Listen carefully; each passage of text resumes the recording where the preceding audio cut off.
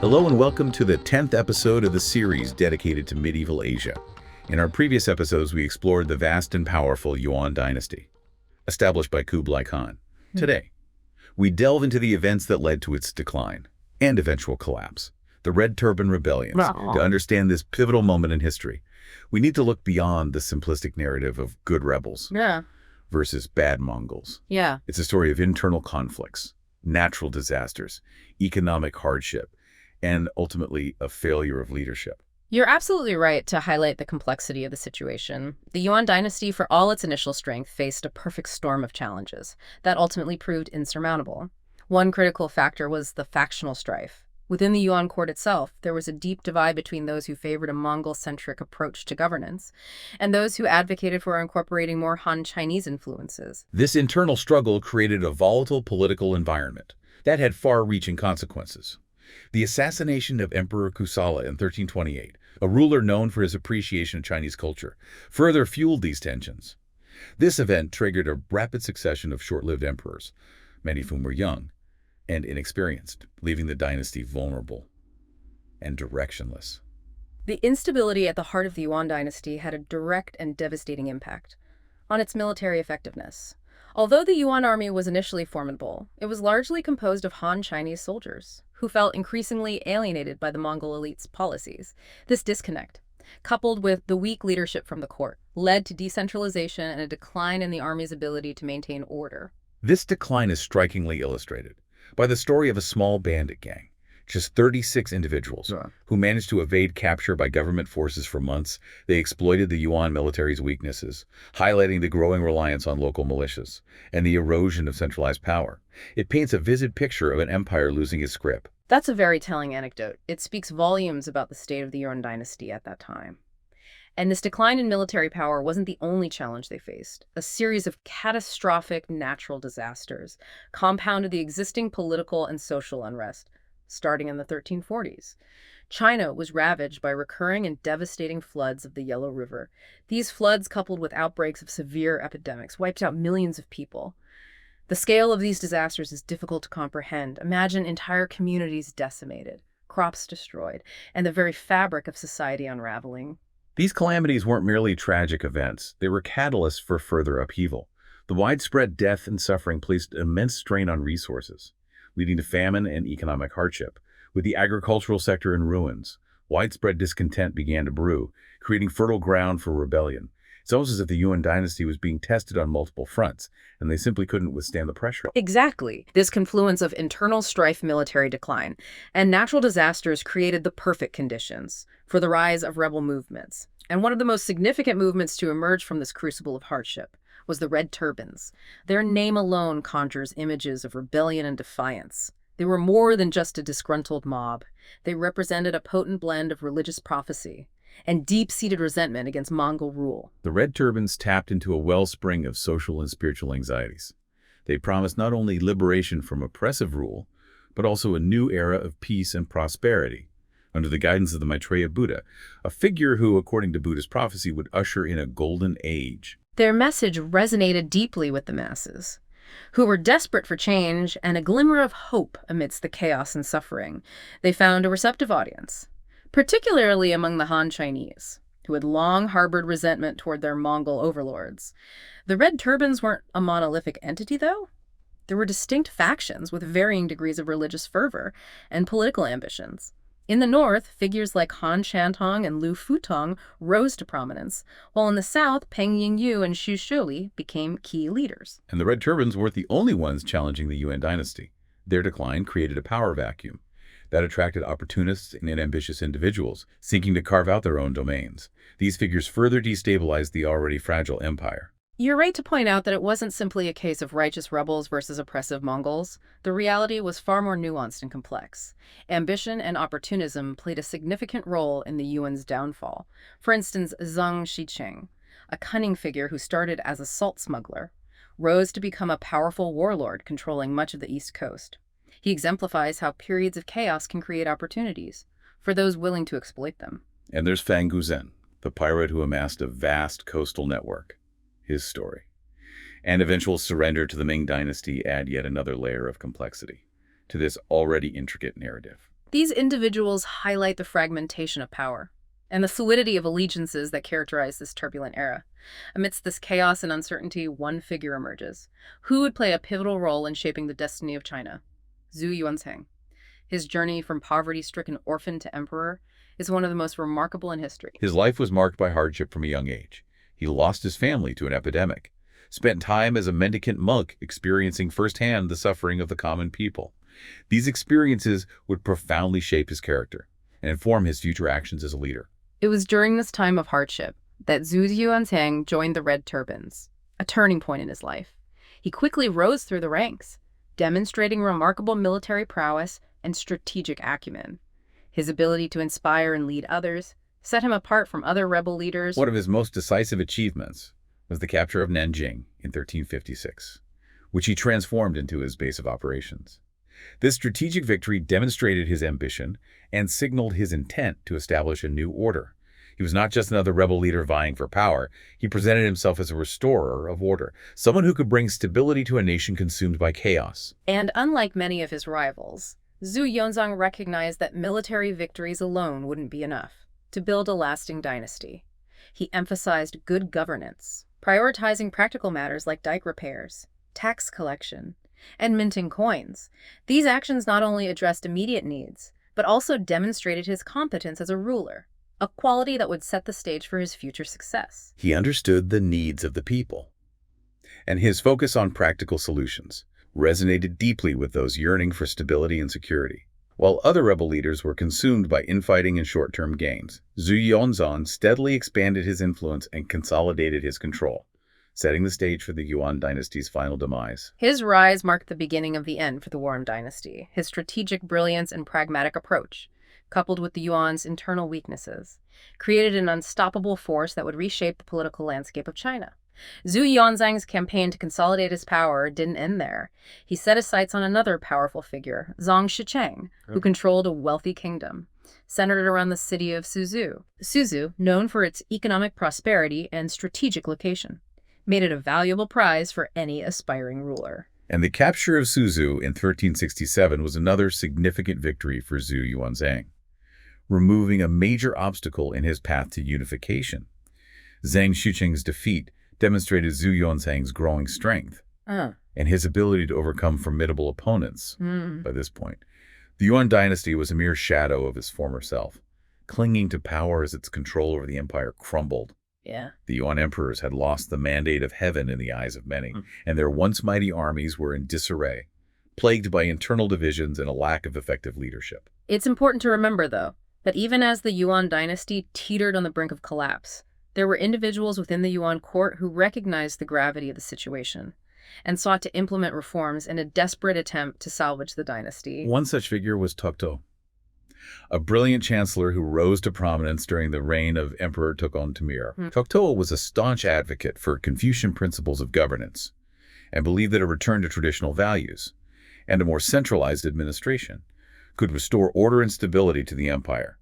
He initiated a series of reforms aimed at curbing corruption, improving efficiency, and addressing the economic woes plaguing the Yuan. Toto's reforms, while well-intentioned, faced considerable obstacles. The Yuan dynasty was deeply divided along factional lines, and many powerful individuals within the court resisted his attempts to centralize power and reduce their influence. Moreover, the empire was facing a myriad of challenges: the devastating impact of natural disasters, the ongoing threat of rebellions, and a declining economy. One of Toto's most ambitious undertakings was the Grand Canal project, an immense engineering feat that aimed to connect the grain-rich south with the capital in the north, ensuring the steady supply of food for the imperial court and the northern garrisons. The Grand Canal was a testament to the Yuan dynasty's engineering prowess and logistical capabilities. It involved dredging existing waterways, constructing new canals, and building elaborate systems of locks and dams to regulate water flow. The Grand Canal project, while impressive in its scope and ambition, ultimately proved to be a double-edged sword for the Yuan dynasty.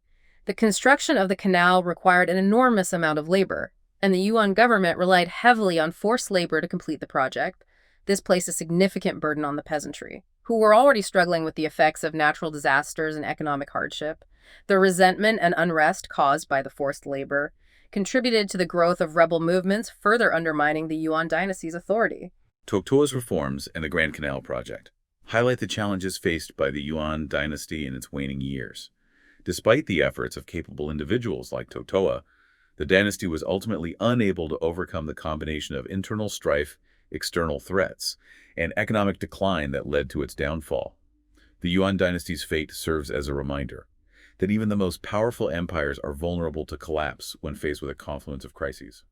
In addition to the efforts of reformers like Toto, the Yuan dynasty also had skilled military leaders who fought to defend the empire against the rising tide of rebellions.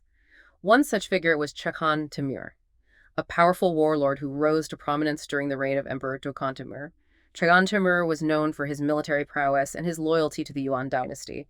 He achieved significant victories against the Red Turbans, providing a glimmer of hope for the beleaguered Yuan court. Chagan Timur's successes on the battlefield offered a temporary respite for the Yuan dynasty, but they were unable to turn the tide of the war. The Red Turbans and other rebel groups continued to gain momentum, fueled by popular discontent and the Yuan dynasty's weakening grip on power. Despite his loyalty and military skill, Chagan Timur ultimately fell victim to court intrigue, assassinated in 1362 by rivals who sought to undermine his influence and seize power for themselves. His death was a significant blow to the Yuan dynasty, removing a capable military leader at a time when they desperately needed experienced commanders to quell the growing rebellions.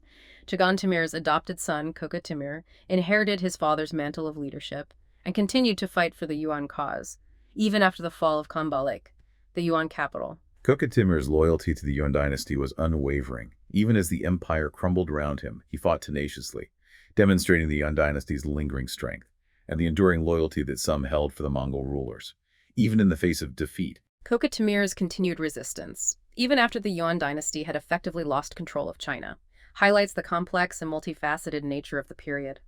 The collapse of the Yuan dynasty was not simply a straightforward case of rebels overthrowing an oppressive regime.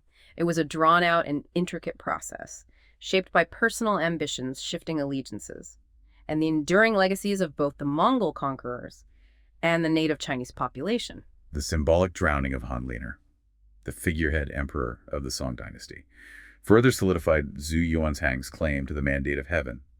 Hanliner had been installed as a puppet emperor by Chen Yubing, one of Zhu Yuanzhang's rivals, in a bid to garner support from those who yearned for a restoration of the Song dynasty. The elimination of Hanliner removed a potential rallying point for opposition to Zhu Yuanzhang's rule and cleared the path for him to establish a new dynasty, free from the shadow of the previous ruling houses. In 1368, Zhu Yuanzhang proclaimed himself emperor of the Ming Dynasty, taking the reign name Hongwu, meaning vastly martial. This marked the official end of Mongol rule in China and the beginning of a new era. The last Yuan emperor, Chagan Timur, fled north with the remnants of his court, seeking refuge in the Mongolian steppes, their ancestral homeland.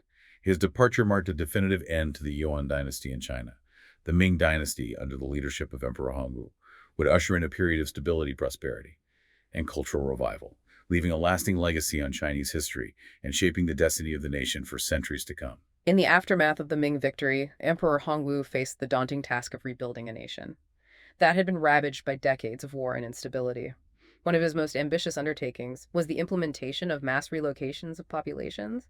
These relocations were on an unprecedented scale, involving millions of people and spanning vast distances across the empire. These mass migrations served multiple purposes.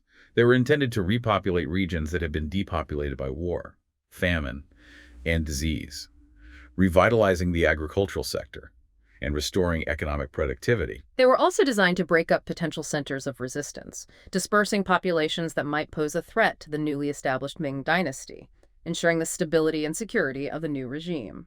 These relocations had a profound and lasting impact on Chinese society, reshaping the demographic landscape, influencing cultural interactions, and contributing to the economic development of various regions. The scale and scope of these population movements are difficult to comprehend. Entire communities were uprooted and transplanted to distant lands, carrying with them their customs, traditions, and ways of life. The legacy of these relocations can still be observed in the cultural and linguistic diversity of certain areas of China today, where the descendants of those who were relocated centuries ago have preserved aspects of their ancestral cultures. creating a rich and vibrant tapestry of human experience. So as we wrap up our exploration of the Red Turban Rebellions, we see a really complex picture emerging, right? It wasn't just a simple uprising. Right, it was a confluence of factors, really a perfect storm that brought down the Yuan dynasty. Internal conflicts, natural disasters, economic hardship, all these things played a part. Exactly. And, the Red Turbans emerged from this crucible, offering a message of hope, a vision of a better future. They tapped into the anxieties of the time, promising liberation from oppressive rule. And their blend of religious prophecy and social justice, that resonated with a wide range of people, right? It galvanized them, united them against Mongol rule. But it's important to remember, the Red Turbans weren't a monolithic force. Absolutely. They had different factions, different leaders, each with their own motivations and ambitions. And this diversity, while it initially contributed to their success, it also led to fragmentation, internal rivalries. Yeah, that's a common thread in many rebellions, isn't it? And amidst all this chaos, amidst the power struggles, this one figure emerges who would ultimately shape the destiny of China, Zhu Yuanzhang. A truly remarkable figure, rising from obscurity to become the founder of the Ming Dynasty. His journey is a testament to resilience, ambition, and just sheer strategic brilliance. He understood the complexities of the situation, navigating the political landscape with incredible skill. He didn't just rely on military might. Well, He consolidated his power through astute governance, addressing the needs of the people. right. He knew that military victories alone wouldn't be enough to create a lasting dynasty. He focused on restoring order, rebuilding infrastructure, all those practical things that affect people's lives. Exactly. That pragmatic approach, it's what earned him the support of both the commoners and the elites. It paved the way for the Ming Dynasty. And the Ming Dynasty, it succeeded in bringing stability and prosperity to China after decades of turmoil. It's a reminder that from the ashes of one era, a new one can arise. And often it takes a visionary leader, someone who understands both the immediate needs of the people and the long-term challenges of governance. And the Red Turban Rebellions, they offer us these valuable insights into the dynamics of power, social change, and the human spirit's enduring quest for a better world. Thank you for joining us on this deep dive into the Red Turban Rebellions. We hope you found it insightful, and we encourage you to share your thoughts and comments. Be sure to follow us for more deep dives into medieval Asia.